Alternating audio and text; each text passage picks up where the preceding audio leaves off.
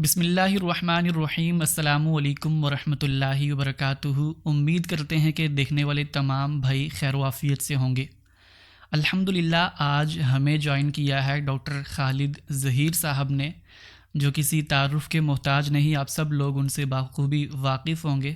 سب سے پہلے ہم ان کو ویلکم کرتے ہیں اپنے اس چینل پر۔ السلام علیکم ورحمۃ اللہ۔ ڈاکٹر صاحب کیسے ہیں آپ؟ وعلیکم السلام، الحمدللہ میں بالکل ٹھیک ہوں، اور میں آپ کا شکر گزار ہوں کہ آپ نے مجھے موقع دیا کہ میں آپ سے بات چیت کر سکوں۔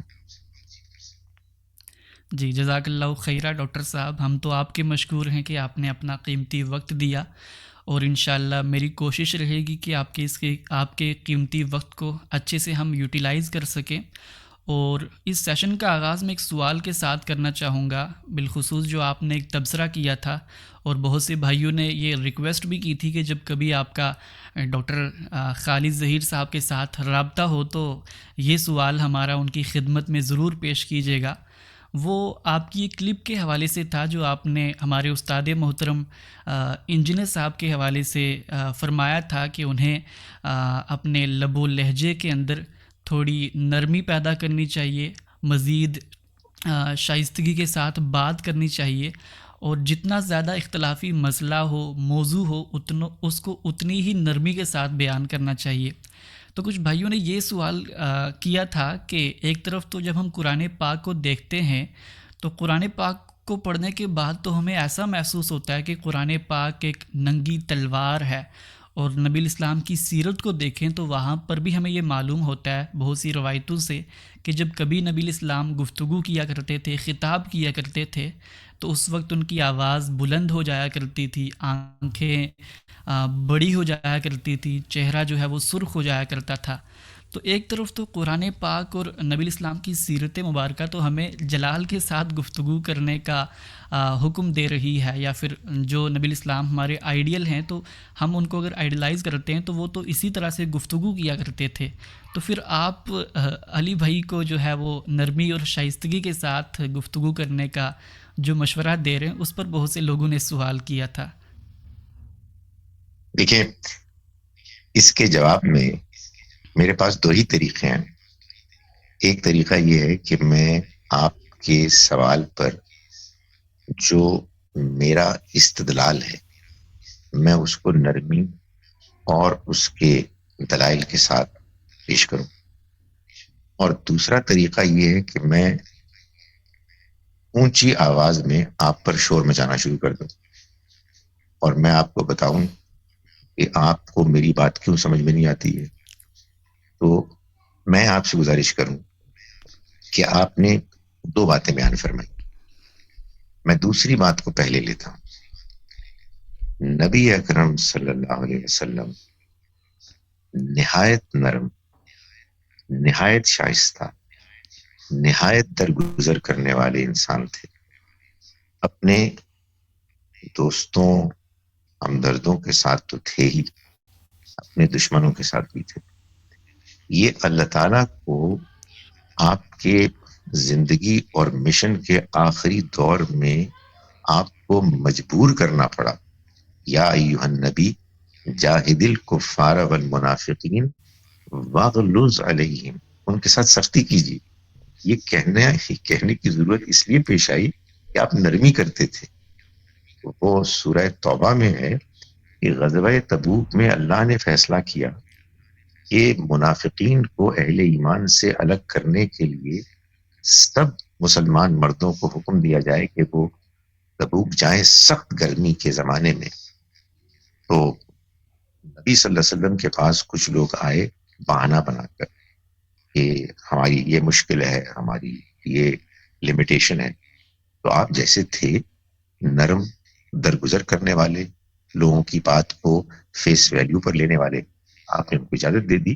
تو اللہ تعالیٰ کو یہ فرمانا پڑا کہ عفا اللہ عنک، اے پیغمبر اللہ آپ کو معاف کرے، لما اذنت لہم، آپ نے ان کو کیوں اجازت دی؟ تو یہ جو ہمارے ہاں لوگ کام کرتے ہیں، یہ روایات میں سے ان واقعات کو نکالتے ہیں جن واقعات کا ایک کانٹیکسٹ ہوتا ہے، اور یہ ہمارے ہاں مسئلہ ہے کہ ہم چونکہ قرآن مجید کی روشنی میں معاملات کو نہیں دیکھتے، اس لیے پھر جہاں سے جو روایت مل گئی اس کے بارے میں یہ جملہ بھی بولتے تھے جو آپ نے بھی فرمایا کہ نبی صلی اللہ علیہ وسلم ایسا کیا کرتے تھے.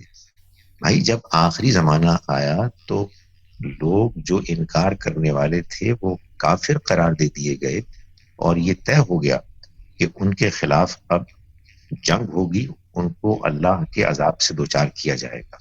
اس سے پہلے آپ سراپا نرمی تھے، اور کیوں نہ ہوتے. قرآن مجید نے ہم کو یہ حکم دیا ہے کہ ادعو الی سبیل ربک بالحکمہ، تم اپنے رب کے راستے کی طرف دعوت دو حکمت کے ساتھ. حکمت میں نرمی بھی ہے، استدلال بھی ہے، اور لوگوں کے حالات کا لحاظ بھی ہے. سختی کا کوئی موقع ہوتا ہے. دوسری بات یہ ہے کہ جب آپ گفتگو فرماتے تھے ایک بڑے مجمع میں، تو آپ امیجن کیجئے کہ کوئی لاؤڈ سپیکر نہیں ہوتا تھا. اس وقت آپ کو اپنی آواز بلند کرنی ہوتی تھی، دائیں دیکھنا ہوتا تھا، بائیں دیکھنا ہوتا تھا، بات کو بار بار دہرانا. تو یہ تو ہے آپ کے دوسرے سوال کا جواب. پہلے سوال کا سادہ جواب یہ ہے کہ قرآن مجید اللہ کا کلام ہے. اللہ کو حق پہنچتا ہے کہ ہم کو ڈانٹے، انسانوں کو ڈانٹے، ان کی غلط باتوں پر ڈانٹے، اس لیے کہ اس نے تو اپنی بات آخری حد تک واضح کر کے اپنے کلام کو اپنے پیغمبر صلی اللہ علیہ وسلم کے ذریعے سے لوگوں کے سامنے پیش کیا. مجھ کو اور آپ کو تو لوگوں کے سامنے اس کلام کو واضح کرنا ہے. اس کلام کے پیچھے جو سختی ہے جہاں جہاں ہے، وہاں اس کے پیچھے اللہ رب العزت ہے. میری گفتگو کے پیچھے خالد ظہیر ہے. ان دونوں میں زمین اور آسمان کا فرق بھی نہیں ہے. تو اس لیے ہمیں اپنی پوزیشن جاننی چاہیے. اور میں آپ سے گزارش کروں، میں شکر گزار ہوں کہ آپ نے یہ سوال کیا. یہ ایک بہت بڑا مسئلہ ہے ہمارے ہاں دین کے تعین کے اندر، کہ وہ قرآن مجید کو پڑھتے ہیں اور پھر اپنے آپ کو اللہ تعالیٰ کی جگہ پر بٹھاتے ہیں اور پھر لوگوں کو ڈانٹنا شروع کر دیتے ہیں. میرا خیال ہے کہ یہ مناسب نہیں ہے. اور اس کے نتیجے میں بات یہ ہے کہ آپ پیدا ہوئے کہیں جن میں جہاں لوگوں کا نظریہ وہ تھا کہ جو مشرکانہ تھا، بدعت پر مبنی تھا، تو بھائی میں آپ کو ڈانٹ کے سمجھاؤں گا یا استدلال سے سمجھاؤں گا؟ تو میری یہ طے شدہ حتمی رائے ہے کہ نرمی اور دلائل کے ساتھ بات کرنا اچھا نہیں ہے. صرف اچھا نہیں ہے، لازم ہے. لازم ہے. اور جس کو یہ طریقہ نہیں آتا وہ اپنے طریقے پر نظر ثانی کرے. جی بہت شکریہ، آپ نے مختصر وقت کے اندر بڑی خوبصورتی کے ساتھ واضح کیا، اور امید کرتا ہوں کہ جن بھائیوں کا سوال تھا یہ ان کو جواب مل گیا ہوگا. اب ڈاکٹر صاحب ہم بڑھتے ہیں اپنے سیشن کے اس حصے کی طرف جس کی وجہ سے ہم نے یہ سیشن بالخصوص ارینج کیا تھا، اور وہ یہ تھا کہ ابھی حال ہی میں آپ نے دیکھا ہوگا کہ سوشل میڈیا پر ایک غامدی صاحب کے حوالے سے آج کل بہت تبصرے ہو رہے ہیں، بالخصوص جب سے حسن بھائی کی ایک سٹیٹمنٹ جو ہے بہت زیادہ وائرل ہوئی. غامدی صاحب بھی یہی بیان کرتے ہیں، اگر میں غلط نہ ہوں، کہ دین جو ہے وہ پورا کا پورا قرآن اور سنت کے اندر مکمل بیان ہو چکا ہے. اب میرے خیال سے غامدی صاحب کا بھی یہی موقف ہے. تو سب سے پہلے میں بنیادی جو سوال کرنا چاہوں گا آپ سے، کہ جب آپ کی طرف سے آپ کی فکر کی جانب سے یہ کہا جاتا ہے کہ دین پورا کا پورا جو ہے وہ قرآن اور سنت میں مکمل ہو چکا ہے، اور سنت بھی وہی جو اجماع اور تواتر کے ذریعے ہم تک منتقل ہوئی ہے، تو اس سے دراصل مراد کیا ہوتا ہے؟ دیکھیں، آپ نے دور حاضر میں بہت سی ایسی کتابیں پڑھی ہوں گی، علمی ٹیکسٹ بکس بھی، جو آپ اگر ان کو کھولیں، پی ایچ ڈی تھیسس تو ساری کی ساری ایسی ہوتی ہیں کہ ان میں جب آپ ان کو کھولتے ہیں تو ایک اس کا ہوتا ہے ٹیکسٹ متن، اور ایک اس کے نیچے ہوتے ہیں فٹ نوٹس. فٹ نوٹس اصل میں اسی ٹیکسٹ کی کچھ وضاحت ہوتی ہے. کہیں کسی تفصیل کی ضرورت ہوتی ہے، فٹ نوٹ میں اس کی کچھ بیان ہو جاتی ہیں. کہیں اس میں کسی مزید فرع کی ایکسپلینیشن کی ضرورت ہوتی ہے، وہ نیچے بیان ہو جاتی ہیں. وہ اصل ٹیکسٹ نہیں ہوتا، وہ اس کا فٹ نوٹ ہوتا ہے، لیکن بہت مفید ہوتا ہے. لیکن وہ ہوتا اسی ٹیکسٹ کی وضاحت میں ہے. تو ہم یہ سمجھتے ہیں کہ نبی صلی اللہ علیہ وسلم نے جو دین بھی دیا وہ قرآن اور سنت یعنی سنت متواترہ ہی ہے. حدیث اس قرآن و سنت کے ٹیکسٹ کا فٹ نوٹ ہے. وجہ کیا ہے؟ دیکھیں، بات یہ ہے کہ میرا خیال ہے کہ یہ سوال تو ان سے پوچھنا چاہیے کہ جو اصرار کرتے ہیں کہ حدیث میں بھی قرآن اور سنت متواترہ کی طرح دین کا کوئی حصہ ہے. تو ایک بڑا مؤدبانہ سوال یہ ہے کہ پھر پہلی 2 صدیوں میں جو 4 مسلمانوں کی نسلیں گزری ہیں وہ کر کیا رہی تھیں؟ وہ کیا نامکمل دین پر عمل کر رہی تھیں؟ خدا نخواستہ، نعوذ باللہ.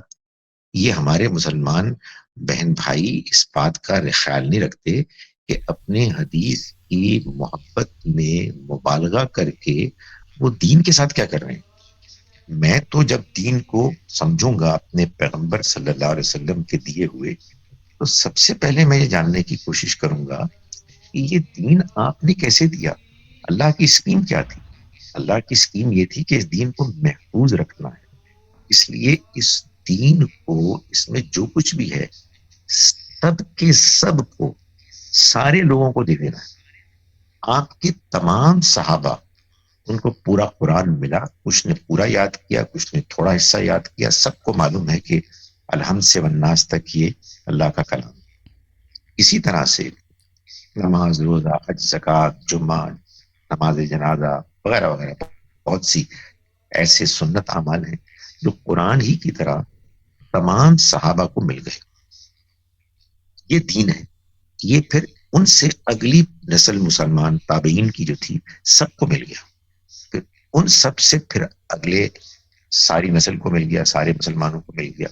یوں یہ نسلن بعد نسلن امت کے اجماع اور تواتر کے ساتھ دین چلا آ رہا ہے. یہ ذمہ داری کے ساتھ دین دیا گیا ہے.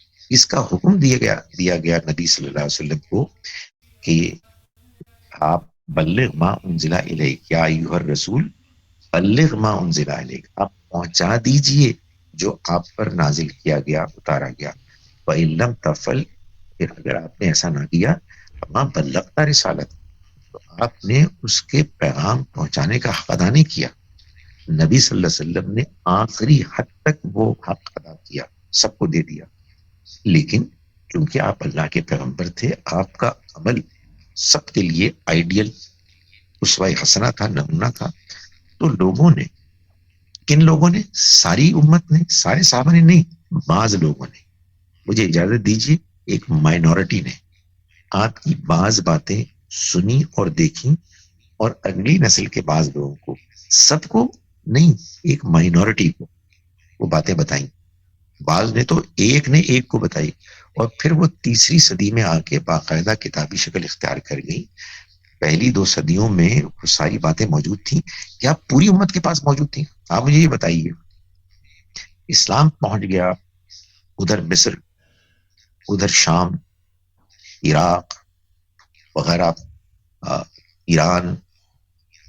اتنی بڑی تعداد میں مسلمان تھے، اور ان میں سے اکثریت کو اکثر احادیث کا معلوم ہی نہیں تھا. آپ جب احادیث کو دین کا اصل حصہ بناتے ہیں کہ جو قرآن اور سنت متواترہ ہی کی طرح لازم ہے، تو آپ یہ فرما رہے ہیں کہ مسلمان اپنے سنہرے دور میں، پہلی 2 صدیوں میں، نعوذ باللہ، نامکمل دین مانتے تھے، نامکمل دین پر عمل کرتے تھے. تو پلیز خدارا یہ سمجھیں کہ آپ اس طرح سے حدیث کے بارے میں مبالغہ آرائی کر کے دین کی خدمت نہیں کر رہے. دین کے بارے میں وہ سوال اٹھا رہے ہیں جس کا کوئی جواب ہی نہیں. بالکل ڈاکٹر صاحب، اتنی بات تو آپ کی سمجھ آتی ہے کہ قرآن اور سنت کے اندر دین مکمل ہو چکا ہے. لیکن ہم دیکھتے ہیں کہ تیسری صدی ہجری کے اندر جو ہمارے محدثین نے کوشش کی ان تمام سنت متواترہ کو اور خبر واحد کو جمع کرنے کی، تو یہ تو ایک اسی طرح کی کوشش تھی جیسے نبی الاسلام کے دور کے اندر صحابہ کرام کرام کے دور کے اندر دو گتوں کے درمیان جو ہے قرآن پاک کو محفوظ کرنے کی کوشش کی گئی. اگر اسی طریقے سے ہمارے محدثین نے اپنی خدمت انجام دیتے ہوئے ان سنت مبارکہ کو بھی احادیث کی شکل کے اندر مرتب کرنا شروع کر دیا تو اس میں تو ہمیں آگے بڑھ کر ان کی ایفرٹ کو اپریشیٹ کرنا چاہیے. تو اس میں کیا برائی ہے؟ اس میں بھی اصل میں دو پہلو ہیں آپ کے سوال کے. پہلی بات تو یہ ہے کہ بالکل کوئی برائی نہیں، بہت قابل تحسین بات تھی. لیکن وہی بات جو قرآن مجید نے بیان کی، اور میں نے اس کو پہلے بھی بیان کیا، کہ ایک عالم ہے، بہت اچھا عالم ہے، بہت بڑا عالم ہے، اس کو عالم ہی رہنے دیں، اس کو نبی نہ بنائیں. اصل میں مبالغہ ہے جو مسئلہ پیدا کرتا ہے. ہمارے محدثین کا کام بالکل. غیر معمولی کام ہے. لیکن وہ کیا کام ہے؟ میں آپ سے سوال کرتا ہوں، انہوں نے دین میں کوئی اضافہ کیا ہے؟ اگر انہوں نے دین میں اضافہ کیا ہے تو ہم اس کو اٹھا کے پھینک دیں گے. انہوں نے دین ہی کے اندر اس کی شرح و وضاحت کی وہ معلومات جو بکھری ہوئی تھی، جو شاذ تھی، جو صرف بعض لوگوں کے پاس موجود تھی، اس کو اکٹھا کر کے اپنی دانست میں جو قابل اعتبار قابل اعتماد ذرائع سے آئیں ان کو الگ کر کے، جو ناقابل اعتبار ذرائع سے آئیں ان کو الگ کر کے ہمارے سامنے پیش کر دیا. وہاں تو بہت بڑا مواد ہے. اس میں جو ایک دوسرا مسئلہ پیدا ہوا وہ یہ ہوا کہ چونکہ آپ دیکھیں کیا ہوتا ہے، کیونکہ لوگوں کے اندر حدیث کی غیرت بہت زیادہ بڑھ گئی. کیوں؟ اس لیے کہ اس میں نبی صلی اللہ علیہ وسلم کا نام آتا تھا. حالانکہ میں آپ سے گزارش کروں کہ حدیث کو بیان کرتے وقت ہمیشہ وہی کام کرنا چاہیے جو محدثین نے کیا. کہ آپ یہ صرف نہ فرمائیں کہ رسول اللہ صلی اللہ علیہ وسلم نے یہ فرمایا، بلکہ آپ یہ فرمائیں اس کے ساتھ کہ یہ امام بخاری نے ہم کو بتایا ہے.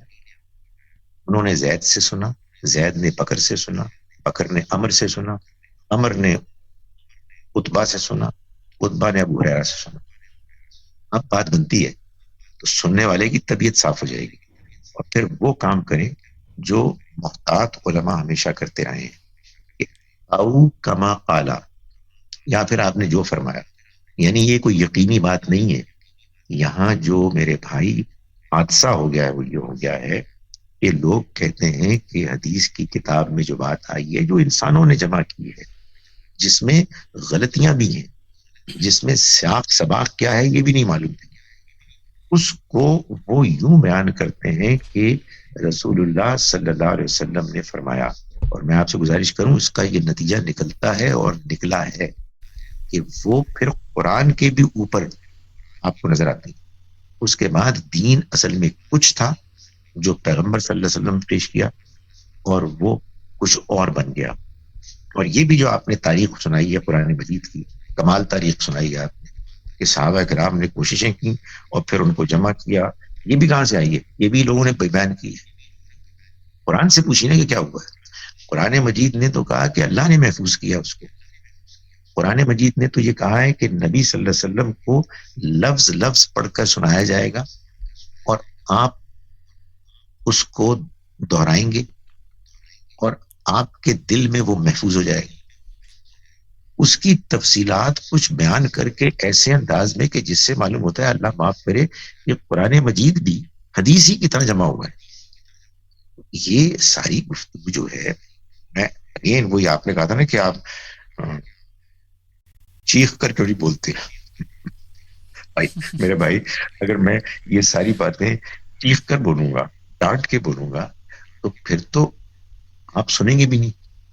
میں تو درد مندی کے ساتھ آپ کو بتانے کی کوشش کروں گا کہ میرے بھائیوں، اللہ کے دین کو سمجھو جیسے وہ پیش کیا گیا ہے، اور کسی انسانی کام کو اتنی حیثیت نہ دو کہ وہ اللہ کے اصل دین کے اوپر حاوی ہو جائے. بالکل، بڑی خوبصورتی سے آپ آپ نے اس کو وائنڈ اپ کیا، لیکن ایک جو پوائنٹ میں چاہوں گا کہ اس میں اور ڈسکس کیا جائے، جو آپ نے یہ عرض کیا کہ یہ جو روایتیں ہیں حدیث کی جو ہم تک محدثین کی کتابوں سے پہنچی ہیں، تو یہاں پر پورا کا پورا ڈپینڈنس جو ہے ہماری راویوں کے اوپر ہوتی ہے. تو ہو سکتا ہے کہ کوئی راوی کو وہم لگ سکتا ہے، بیچ میں حدیث کے اندر ضعف ہو سکتا ہے. تو علم حدیث وجود میں ہی اسی لیے آیا تھا کہ جو امکان غلطی کے بیچ میں رہ سکتے تھے سند کے اعتبار سے، متن کے اعتبار سے، اسے کلیریفائی کیا جا سکے. تو آج تک 12 سال ہو چکے ہیں اور ہمارے محدثین کام کرتے آ رہے ہیں. جو امکان غلطی کے بیچ میں رہ سکتے تھے تو اسے دور کیا جا رہا ہے. تو اگر یہ ثابت ہو جاتا ہے کسی خبر واحد کے حوالے سے کہ یہ سچ میں نبی اسلام کی طرف جو نسبت ہے اس کی، یقینی تو ہم نہیں کہہ سکتے لیکن ضمنی طور پر ہم اگر عرض کریں تو یہ درست ہے، تو اسے بھی قرآن کے متن کے اندر رکھ کر ہی قبول کیا جائے گا؟ مثال کے طور پہ میں یہاں پر ایک ایگزامپل دینا چاہوں گا. جیسے جو زانی ہے اس کی سزا ہے، وہ قرآن کے اندر 100 کوڑے بیان ہوئی ہے. اگر ہم روایتوں کے اندر دیکھیں تو وہاں پر ہمیں رجم کی سزا بھی دیکھنے کو ملتی ہے. تو بہت سے لوگ اہل علم یہ کہتے ہیں کہ یہ جو رجم کی سزا ہے یہ قرآن کے اندر اگرچہ بیان نہیں ہوئی لیکن جو حدیث کے اندر بیان ہوئی ہے یہ اسی کی ایکسٹینشن ہے، یہ قرآن کے خلاف نہیں ہے. جی دیکھیں، یعنی کیا ہو رہا ہے کہ ہر آپ کے سوال پہ 2 باتیں ہوتی ہیں. میں ان میں سے 2 باتیں نکالتا ہوں. ایک بات تو یہ ہے کہ آپ نے بڑی اچھی بات کی کہ محدثین نے یہ خدمت کی کہ وہ باتیں کہ جو کچھ شکوک شبہات پیدا کرتی تھیں حدیث کے حوالے سے، ان کی چھان پھٹک کر کے محدثین نے ان میں سے وہ باتیں ہمارے سامنے پیش کی کہ جن میں شکوک بہت کم رہ گئے. تو اس سے تو آپ نے یہ ثابت کر دیا نا جو میں بات کہہ رہا ہوں کہ پہلی 2 صدیوں میں یہ کام نہیں ہوا تھا. ان کے پاس ناقص علم تھا ان کے پاس، اور اگر آپ حدیث کو دین بتا رہے ہیں تو ان کے پاس، اللہ معاف کرے میں کہتے ہوئے بھی ڈر لگتا ہے، ان کے پاس ناقص دین تھا. میں یہی تو گزارش کر رہا ہوں کہ خدا کے بندوں ذرا غور تو کرو کیا کہہ رہے. تم اپنی ساری محنت سے، ساری قابلیت سے یہ ثابت کر رہے ہو صحابہ کرام، تابعین اور تبع تابعین کے پاس، اللہ معاف کرے، ناقص دین تھا. ان کے پاس معلومات پوری نہیں تھی. اور یہ اہتمام کس نے کیا تھا؟ اللہ نے، اللہ کے پیغمبر نے. یہ 3ری صدی کے بعد آ کے ایک مکمل دین الحمدللہ ملے، اور 3ری صدی سے پہلے ایک نامکمل دین ملے. کیا کہہ رہے ہو بھائی؟ میں چیخ تو نہیں سکتا لیکن میں یہ پوچھ رہا ہوں، معلوم ہے تم کیا کہہ رہے ہو؟ ذرا اس کو سوچو. دوسری بات یہ ہے کہ جب ہمارے سامنے روایات سے، مستند روایات سے کچھ باتیں آتی ہیں، وہ باتیں ساری ساری قابل غور ہوتی ہیں. ان کو سمجھنا ضروری ہوتا ہے. لیکن سمجھنے کا طریقہ کیا ہوتا ہے؟ سمجھنے کے 2 طریقے ہیں. سمجھنے کا ایک طریقہ یہ ہے کہ جب متعدد احادیث سے یہ بات معلوم ہو گئی کہ نبی صلی اللہ علیہ وسلم نے رجم کیا، اور بعض احادیث میں سوال و جواب میں یہ بات بھی سامنے آئی کہ جن کو رجم کیا ان میں سے بعض لوگ شادی شدہ تھے، اور سوال پوچھا بھی گیا، تو اب شادی شدہ زانیوں کو رجم کرنا چاہیے. میرے بھائی، یہ کون سا استدلال ہے؟ یعنی قرآن مجید نے یا تو اس موضوع کو چھیڑا نہ ہوتا تو چلیے پھر اور بات ہوتی. قرآن مجید نے اس موضوع پر مکمل بات کر دی، اور اب آپ یہ فرما رہے ہیں کہ یہ جو حدیث ہیں جن میں کہ رجم کے واقعات بیان ہوئے ہیں اور کچھ سوال جواب بھی آئے ہیں، ان کی وجہ سے قرآن مجید کو تو کر دیا جائے محدود، کہ اس نے جو کچھ کہا وہ صرف غیر شادی شدہ زانیوں کے لیے ہے، اگرچہ کہ الفاظ میں اس کے لیے کوئی اشارہ بھی نہیں، وہ دونوں کے لیے. لیکن آپ اس کو محدود کر دیں کیونکہ حدیث میں یہ آیا ہے. یہ تو میں گزارش کر رہا ہوں. قرآن مجید نے اپنے بارے میں یہ بتایا ہے کہ اگر کبھی کوئی مذہبی اختلاف پیدا ہو جائے، جیسا کہ آپ اور میرے درمیان مثال کے طور پر رجم کے بارے میں پیدا ہو گیا، قرآن کا یہ حکم ہے کہ قرآن مجید فیصلہ کرے گا. اللہ کی کتاب وہ ذریعہ ہے کہ جو یحکم لیحکم بینہم، فیصلہ کر دے ان کے درمیان، فی مختلف فی، ان معاملات میں جن میں انہوں نے اختلاف کیا. اب آئیں اس مسئلے کی طرف. ہمارے ان بزرگوں علماء نے، مولانا امین احسن اصلاحی نے اور پھر جاوید احمد غامدی صاحب نے کیا کیا؟ انہوں نے کہا کہ رجم ہوا، ہم اس کا انکار نہیں کر سکتے، لیکن ہم اس کا بھی انکار نہیں کر سکتے کہ قرآن مجید میں زانی کی سزا 100 کوڑے. انہوں نے یہ بتایا کہ ہم رجم کا انکار نہیں کرتے، بلکہ ہم ان روایات کو قرآن مجید کا فٹ نوٹ بنا کر، یہ فٹ نوٹ کی ایکسپریشن میری ہے، میں اس کو بیان کرتا ہوں، فٹ نوٹ بنا کر سورہ مائدہ کی اس آیت کے تحت ہم لیتے ہیں کہ جس میں اللہ تعالیٰ نے زمین میں فساد مچانے والوں کو عبرتناک طریقے سے قتل کرنے کا حکم دیا ہے. رجم عبرتناک بالکل طریقے سے قتل کرنے کا ایک ذریعہ ہے جو اس زمانے میں موجود تھا، اور نبی صلی اللہ علیہ وسلم نے اس کو امپلیمنٹ کیا قرآن کی اس آیت پر، اس پر عمل کرتے ہوئے.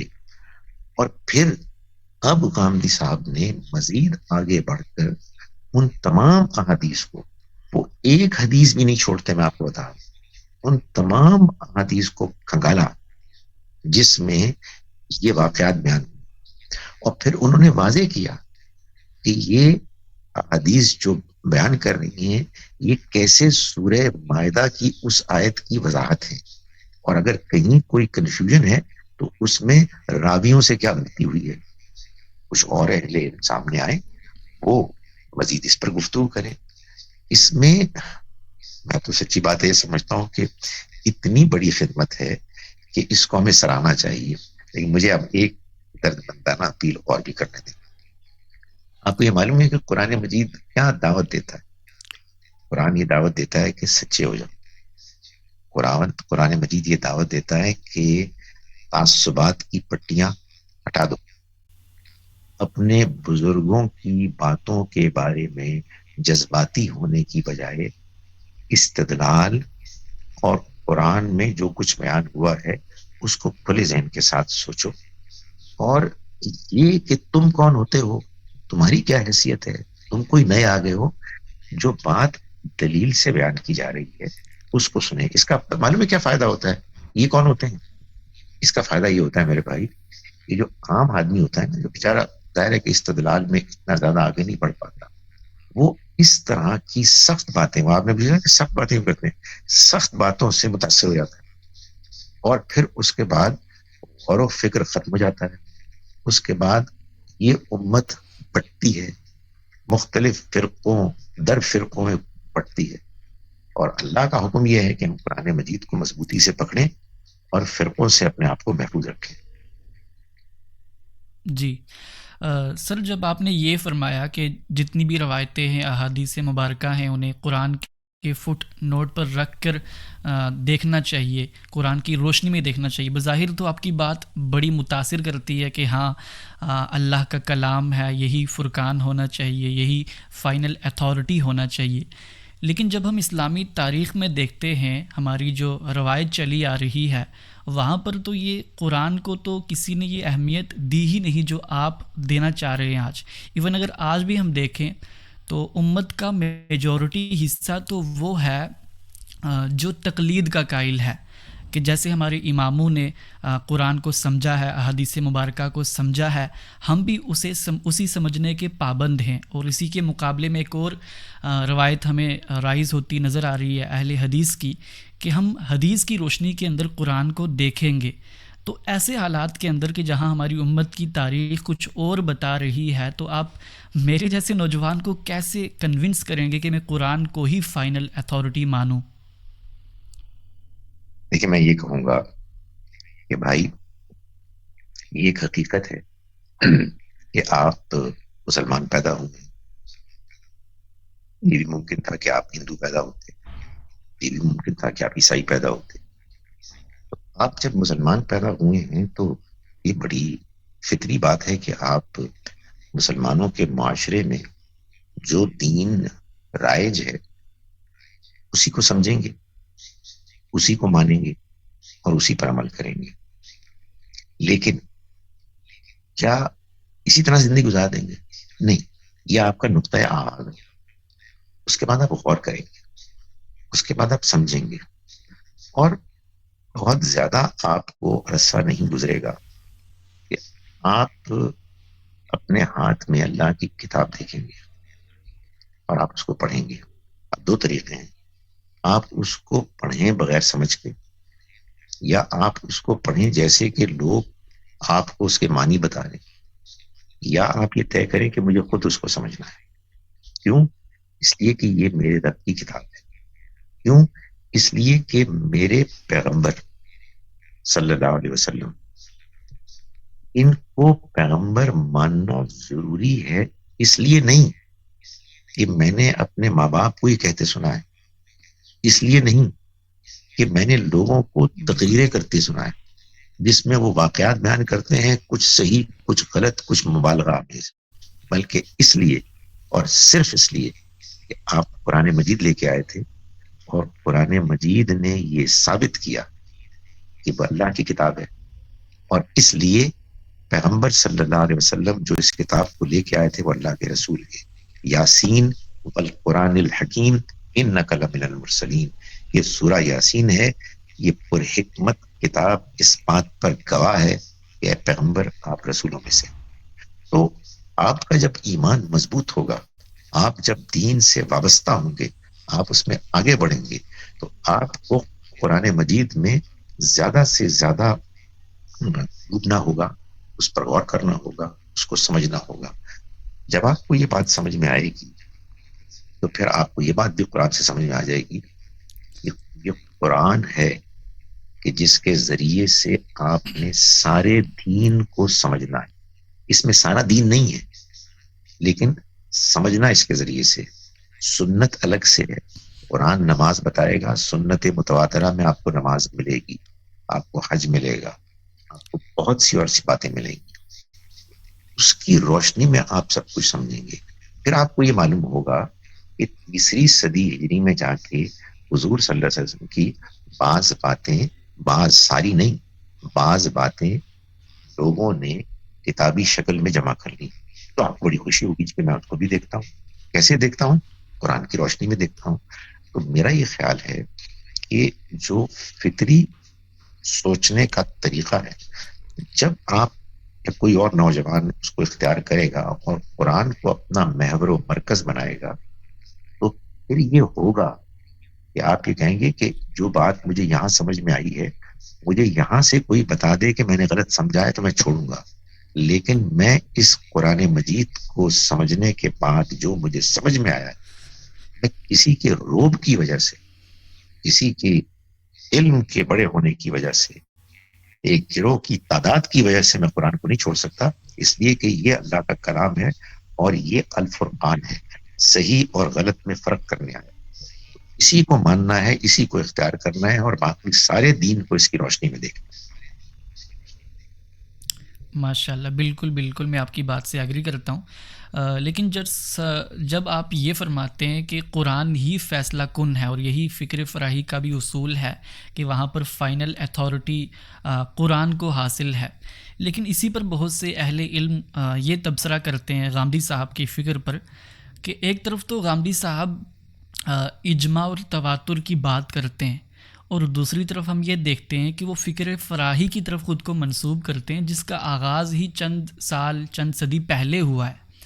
تو جو ہماری اجماعی روایت چلی آ رہی تھی دین کو سمجھنے کی کہ ہم نے اماموں کے تھرو دین کو سمجھنا ہے, اجماع جو فقہی اجماع ہے اس کے تھرو دین کو سمجھنا ہے, غامدی صاحب اگر اجماع اور تواتر کی بات کرتے ہیں تو پھر اس کی خلاف ورزی بھی کرتے نظر آتے ہیں کہ وہ خود کو ایک ایسی فکر کی طرف منسوب کرتے ہیں جو کہ جس کا آغاز ہی چند سال پہلے ہوا ہے. تو پہلے میں یہ سمجھنا چاہوں گا کہ کیا آج تک مسلمان کسی ایک فکر کے اوپر اجماع ہوا ہے مسلمانوں کا؟ کیونکہ ہم دیکھتے ہیں کہ فقہ حنفی کو ہی دیکھ لیں تو وہاں پر بھی ایک امت کا ایک بہت بڑا حصہ ہمیں ان کو فالو کرنے کا مل جائے گا, لیکن وہاں پر بھی ہم اجماع نہیں کہہ سکتے. ایون بخاری و مسلم پر بھی اجماع کا دعویٰ نہیں کیا جا سکتا کیونکہ وہاں پر بھی اہل تشیع جو ہیں وہ اختلاف کر بیٹھتے ہیں. تو پہلے مجھے دوسری بات مجھے یہ بتائیے گا کہ کیا یہ تانا دینا درست ہے کہ فکر فراہی یا پھر قرآن کو فیصلہ کن ماننے سے ہم جو اجماعی روایت چلی آ رہی تھی مسلمانوں کی اس کا انکار کر رہے ہیں؟ گزارش یہ ہے کہ ایک تو جو لوگ یہ سوال کرتے ہیں وہ لفظ اجماع کے دو مختلف معنی سمجھے جاتے ہیں، ان کو گڈمٹ کرتے ہیں۔ جس اجماع کی ہم بات کر رہے ہیں وہ ہے تمام صحابہ کرام کا اتفاق جو نظر آتا قرآن اور سنت پر، اور پھر وہی اجماع تواتر کے ساتھ بغیر کسی ایک دن کے انقطاع گیپ کے اگلی نسل میں پہنچ گیا، پھر وہاں سے اگلی نسل میں۔ یہ اجماع وہ ہے جو کدھر جا رہا ہے؟ نبی صلی اللہ علیہ وسلم تک پہنچ رہا ہے۔ نبی وہ جو ہمارے یہاں حدیث کے بارے میں کہتے ہیں نا مرفوع حدیث، ایک صاحب حضور تک پہنچاتے ہیں۔ ادھر کیا ہو رہا ہے؟ ساری امت صحابہ کرام سے بعد تک وہ نبی صلی اللہ علیہ وسلم تک پہنچا رہی ہے۔ یہ ہے اجماع جس کو ہم بیان کر رہے ہیں، جو قرآن اور سنت میں پایا جاتا ہے۔ یہ جو اصحاب اجماع کی بات کر رہے ہیں، ابھی میں نے کسی دوسرے پروگرام میں یہ بات بیان کی، یہ جو اجماع ہے اس کے بارے میں مولانا اسماعیل نے ایک تبصرہ کیا تھا، یہ ایک اسم ہے جس کا کوئی مسمہ ہے ہی نہیں۔ جیسے میں یہ کہوں کہ ایک صاحب ہے جن کا نام ہے جو باغو، اب جو باغو میں نے کہہ دیا، یہ ایک نام میں نے لے لیا، اس نام کا کوئی بندہ ہے ہی نہیں، کوئی جو باغو نہیں ہے، ایک نام ہے۔ اسی طرح سے لوگ اجماع کا نام لیتے ہیں اور اجماع ہے ہی نہیں۔ آپ کہیں گے آپ کمال کر رہے ہیں، آپ جو جی میں آتا ہے آپ بولے جا رہے ہیں۔ میں کہوں گا جی نہیں، میں آپ کو بتا رہا ہوں کہ یہ بات امام شافعی، امام احمد ابن حنبل، امام رازی، امام ابن حزم، امام ابن تیمیہ نے کی کہ قرآن اور سنت کے علاوہ کوئی اور اجماع نہیں ہے۔ امام احمد ابن حنبل فرماتے ہیں جو یہ دعویٰ کرتا ہے وہ جھوٹ بولتا ہے۔ امام رازی یہ فرماتے ہیں کہ اس کا امکان ہی کوئی نہیں۔ بڑی لاجیکل بات کی انہوں نے کہا کہ کیا مطلب ہے آپ کا اجماع کا؟ بھائی یہ جو میں آپ سے اس وقت بات کر رہا ہوں یہ تو ٹیکنالوجی ابھی حال ہی کی ہے، اس سے پہلے یہ امت پھیلی ہوئی تھی، انڈونیشیا، ادھر ادھر ٹیونس اور نہ جانے کہاں کہاں، شمال میں جائیں جنوب میں جائیں، اور یہ حضرات کیا کہہ رہے ہیں؟ سب کا اتفاق۔ یار یہ کس کو کہہ رہے ہیں آپ سب کا اتفاق؟ ہوتا کیا ہے، چند علماء ایک بات کر رہے ہوتے ہیں جس کو جمہور کہا جاتا ہے، یعنی ایک بڑی تعداد میں، اور اس میں بھی کیا ہوتا ہے، بقول مولانا اسلائی کے بہت سے لوگ مکھی پہ مکھی مار رہے ہوتے ہیں۔ ایک صاحب نے کہا، اس کے بعد سب نے اسی کو ریپیٹ کرنا شروع کر دیا۔ اس کے مقابلے میں کہہ رہے ہیں آپ، معلوم ہے کس کے مقابلے میں؟ قرآن مجید کے مقابلے میں۔ ایک غامدی صاحب، مولانا اسلائی اور مولانا فرائی کی آراء ہیں، ان کی تفسیری اوپینینز ہیں، وہ انسان ہے، دوسرے انسانوں کی اوپینین اس سے بہتر ہو سکتی ہے۔ ایک ان کا یہ کہنا ہے کہ قرآن میں جو بیان ہوا ہے وہ اتھارٹی ہے، آپ اتھارٹی قرآن کی کو کس سے چیلنج کر رہے ہیں؟ میرے بھائی اس چیز سے چیلنج کر رہے ہیں اس کا کوئی وجود ہی نہیں ہے۔ ایک نام لیا، وہ اجماع وہ نظر آ رہا ہے، وہ سارے صحابہ قرآن پر متفق ہیں۔ ادھر آپ کہہ رہے ہیں تمام علماء متفق ہیں، بھائی ان کی کانفرنس کہاں ہوئی؟ امام راضی نے بہت دلچسپ بات کی، انہوں نے کہا کہ سارے کے سارے جمع ہو جائیں جو ناممکن ہے، اور پھر سب کے سب یہ کہیں کہ ہاں ہم اس بات پر متفق ہیں، میں تب بھی نہیں مانوں، اس لیے کہ ہو سکتا ہے کہ بعضوں کی آواز میں نہیں آئی، ہو سکتا ہے بعض کسی کے روپ میں آ کے آپ بات مان رہے ہو، یہ کوئی چیز ہے ہی نہیں۔ نہیں، بالکل بالکل، ایون آج کی ڈیٹ کے اندر بھی سب علماء کرام کا ایک بات پر متفق ہونا اتنی ٹیکنالوجی کے بعد وہ بھی ہم پاسبل ثابت نہیں کر سکتے۔ ہو پاسبل نہیں۔ سکتا ہے کہ کوئی شخص، بالکل بالکل۔ تو چلیں، حدیث اور سنت کے حوالے سے تو بڑی تفصیل سے ہم نے گفتگو کی، اس کے بعد ایک اور الزام جو اکثر جو لوگ سیکولرزم یا پھر کمیونزم اس طرح کی جتنے بھی ازمس ہیں ان کے خلاف بات کرتے ہیں اسلامزم کو لے کر، تو انہوں نے پچھلے دنوں، اور آپ کا بھی پروگرام قیصر احمد راجہ صاحب کے ساتھ ہوا تھا، تو انہوں نے بڑی شدت سے ایک الزام لگایا تھا غامدی صاحب پر کہ غامدی صاحب جو ہیں اور ان کے اسٹوڈنٹس جو ہیں وہ اپنی داڑھی اور ٹوپی کے ذریعے دھوکہ دیتے ہوئے پاکستان میں جو ہے وہ سیکولرزم کا نظام لانا چاہتے ہیں۔ اس پر جب میں نے کچھ غامدی صاحب کی ویڈیوز دیکھی اور ان کا مطالعہ کیا تو مجھے بڑی حیران کن چیز یہ دیکھنے کو ملی کہ جو الزام لگایا جا رہا ہے غامدی صاحب پر وہ دراصل بے بنیاد الزام ہے، کیونکہ غامدی صاحب خود اپنی ویڈیوز کے اندر سیکولرزم کی مخالفت کرتے ہیں، ایون وہ اسے کنڈم بھی کرتے ہیں ہر ٹائپ کے ازم کی، چاہے وہ اسلامزم ہو کوئی بھی ازم ہو۔ غامدی صاحب کہتے ہیں کہ میں کسی بھی ازم کی طرف خود کو منسوب نہیں کرتا۔ تو پلیز مجھے بتائیں کہ یہ جو الزام لگایا جا رہا ہے پاکستان میں سیکولرزم لانا چاہتے ہیں غامدی صاحب، اس کی حیثیت کیا ہے؟ دیکھیں اس کی حیثیت بھی اسی طرح سے انشاءاللہ واضح ہوگی کہ اس طرح کی ڈسکشنز ہوں گی اور لوگوں کو امید ہے کہ یہ بات سمجھ میں آئے گی کہ یہ بات کہ اسلام کوئی ایک مکمل ضابطۂ نظام ہے، ضابطۂ زندگی، ضابطۂ حیات ہے، اور ایک کمیونزم ہے، ایک کیپٹلزم ہے، ایک جمہوریت ہے، اور ایک ہمارا نظام ہے نظام خلافت، یہ لوگوں کی اوپینینز ہیں۔ اصل بات یہ ہے کہ یہ جو سیکولرزم ہے اس کے دو مطلب ہو سکتے ہیں۔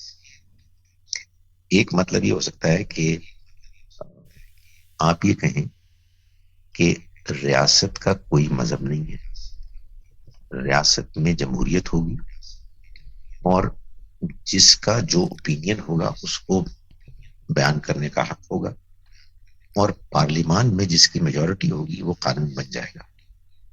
غامدی صاحب کہتے ہیں کہ یہی ہونا چاہیے۔ آپ انڈیا میں ہیں، آپ ایک مائنورٹی ہیں، آپ کو حق ہونا چاہیے کہ آپ اپنی بات کریں، دوسروں کو اختیار ہونا چاہیے کہ وہ اپنی بات کریں، بات ڈھنگ سے، بات نرمی سے، بات دلائل سے ہونی چاہیے۔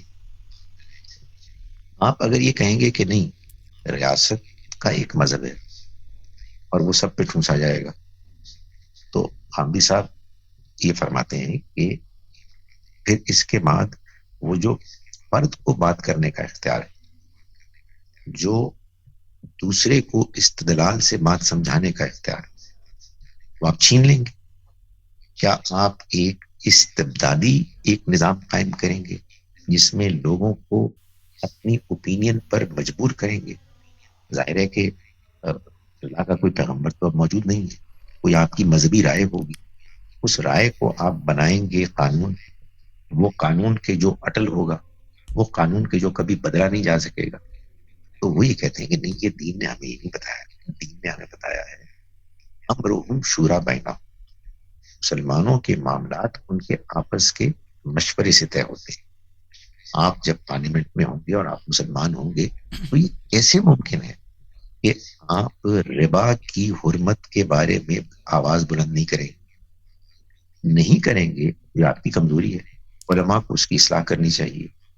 تو سیکولرزم کا مطلب اگر یہ ہے کہ لوگوں کو آزادی دی جائے اور وہ اپنی اپنی بات کریں، اور جو بات استدلال سے ثابت، استدلال سے لوگوں کو، میجورٹی کو کنونس کر لے، وہ نافذ ہوگی، تو یہ تو ایک بڑا اچھا آئیڈیا ہے۔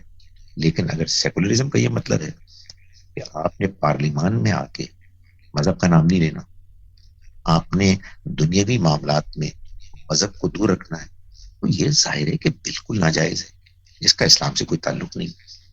تو یہ دیکھنا چاہیے نا کہ اصل میں کیا بات کر رہے ہیں لوگ۔ اصل میں ایک خاص لفظ بولتے ہیں، اس کا ایک خاص مفہوم ہوتا ہے، اس کے نتیجے میں لوگوں کے اندر اس کے لیے ایک نفرت پیدا ہوتی ہے، اور پھر جو لوگ اس سے بظاہر کسی درجے میں متفق ہو رہے ہوتے ہیں وہ بیچارے مطعون ہو جاتے ہیں۔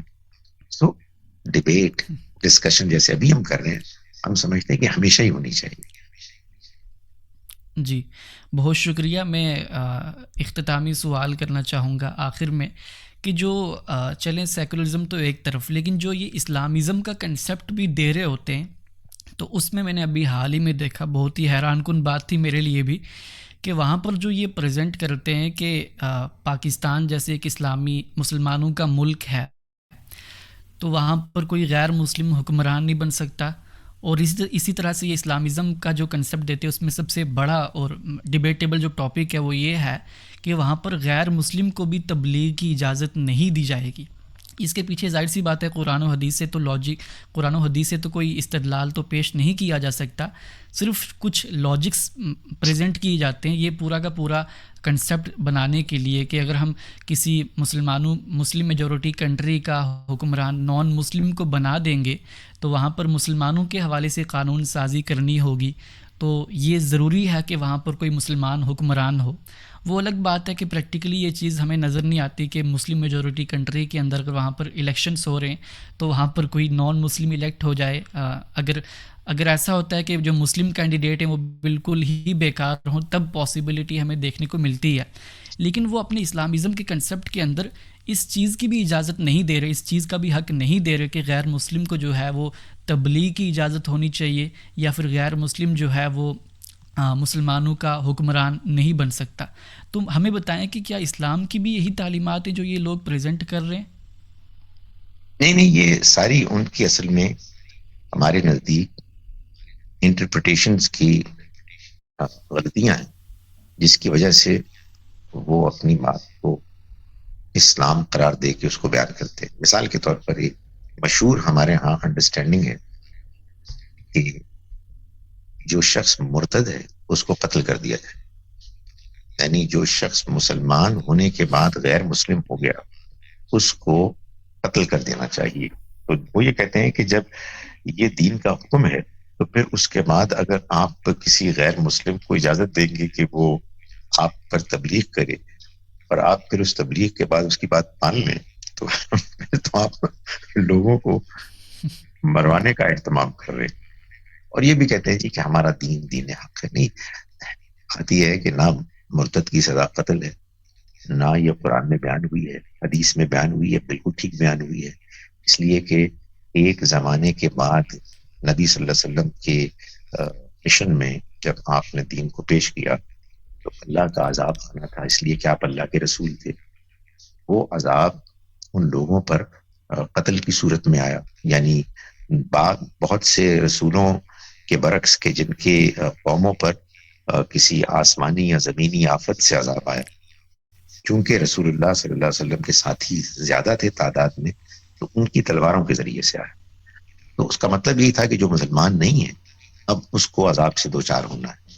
تو حضور نے فرمایا صلی اللہ علیہ وسلم کہ جو شخص ان میں سے دوبارہ دین کو چھوڑ دے گا وہ دوبارہ قتل ہو جائے گا، اس کا کوئی تعلق اب کے دور کے ساتھ نہیں ہے.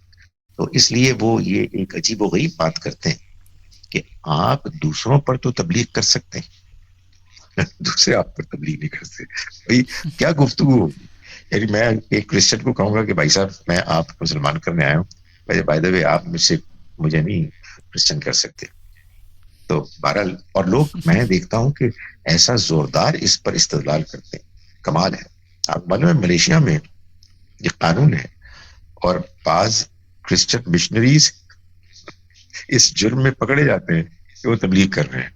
ہم دین کے نام پر یہ کیا پیش کر رہے ہیں بھائی؟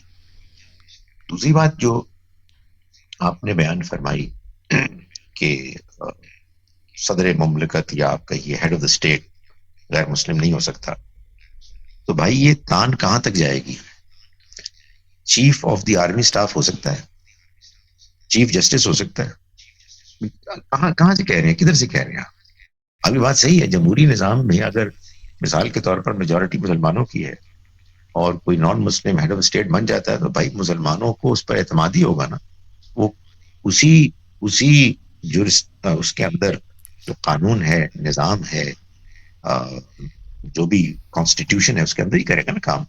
آپ یقین جانیں کہ پاکستان میں بڑے بڑے شاندار غیر مسلم چیف جسٹس بنے. ابھی بہت عرصہ نہیں گزرا, جسٹس بھگوان داس ایک ہندو تھے, ایم اے اسلامیات تھے اور بڑے اچھے جسٹس تھے. جسٹس کورنیلیس کا نام لیا جاتا ہے, یعنی شاندار الفاظ میں وہ کرسچن تھے. تو ایسے ہی ہے. اور میں تو کہتا ہوں کہ بھائی میں آپ کو ایک بات بتاؤں, مسلمان کے اندر انفارچونیٹلی یہ غلبہ, یہ نظام, مسلمانوں کی سپیریورٹی, اس کا غلبہ ہے, دعوت کا غلبہ نہیں. بھائی اگر کوئی بھگوان داس چیف جسٹس بن جاتا ہے, یار کتنی خوشی کی بات ہے کہ ہم اس سے کہیں کہ ذرا تھوڑا سا اور غور کریں, ہم آپ سے بات چیت کرتے ہیں. یہی نہیں, پیچھے ہٹانا, دور کرنا. ایک تھیوری ہے, میں آپ کو بتاؤں, دو تھیوریز ہیں. ایک تبلیغ کی تھیوری ہے کہ آپ ہر حال میں ہر انسان کو تبلیغ کریں, اس کو بات بتائیں. اور دوسری تھیوری یہ ہے کہ پہلے آپ ایک ٹھیٹ خالص مدینے کی طرح کی ایک اسلامی ریاست بنائیں, پھر وہ تبلیغ کرے گی. ہمارے بہت سے علماء ان دونوں کے درمیان کنفیوزڈ ہیں, یہ بھی کرنا ہے وہ بھی کرنا ہے. نہیں, ہمیں جہاں موقع ملے گا ریاست کے اندر رول ادا کرنے کا, ہم بحیثیت مسلمان وہ رول ادا کریں گے. جیسے ہم نماز پڑھتے ہیں ویسے ہم ربا کے بارے میں اور دوسرے احکام کے بارے میں بھی کوشش کریں گے. لیکن دوسری جانب ہم تبلیغ کرتے رہیں گے, لوگوں تک بات پہنچاتے رہیں گے, گفتگویں کرتے رہیں گے, اور اپنی آرا کی جہاں کہیں ان میں خامی ہے ان کی اصلاح کرتے رہیں گے. جی بہت شکریہ ڈاکٹر صاحب, بڑی تفصیل کے ساتھ اور بڑے مختصر وقت کے اندر آپ نے ایک ایک سوال کا شائستگی کے ساتھ جواب دیا. آخر میں میرا پرسنل سوال ہے آپ سے کہ آپ کی آواز سننے کے بعد ایک بہت اچھا محسوس ہوتا ہے کیونکہ آپ کی آواز کے اندر ایک بیس ہے. تو میرا سوال ہے کہ کیا یہ پہلے سے آپ کی آواز کے اندر بیس تھا یا پھر نیچرلی یا پھر ریاض کر کر کے آپ نے ڈیولپ کیا, کیونکہ بڑی اٹریکٹنگ وائس ہے آپ کی. اچھا, وہ مجھے یہ تو معلوم ہے کہ انسان کچھ میک اپ کر کے کچھ کام وام کرا کے اپنی شکل و صورت کو تھوڑا سا بدل سکتا ہے. یہ مجھے آپ سے آج پہلی مرتبہ معلوم ہے کہ آواز میں بھی یہ کچھ کیا جا سکتا ہے. نہیں, جو اللہ نے آواز دی الحمدللہ وہی ہے. میں اس کا یہ ضرور میں بتا سکتا ہوں, میں چائے پیتا ہوں, کافی پیتا ہوں, شاید اس سے کچھ ہو جاتا ہوں. چلیں جزاک اللہ, بہت شکریہ ڈاکٹر صاحب. بہت شکریہ. آخر میں پھر آپ کا کہ آپ نے اپنا قیمتی وقت دیا, اور دیکھنے والے تمام بھائیوں کا بھی شکریہ ابھی تک دیکھنے کے لیے. انشاءاللہ آئندہ پھر ملاقات ہوگی اسی طرح سے ایک نئے گیسٹ کے ساتھ. جزاک اللہ خیرہ. اللہ حافظ. السلام علیکم ورحمۃ اللہ.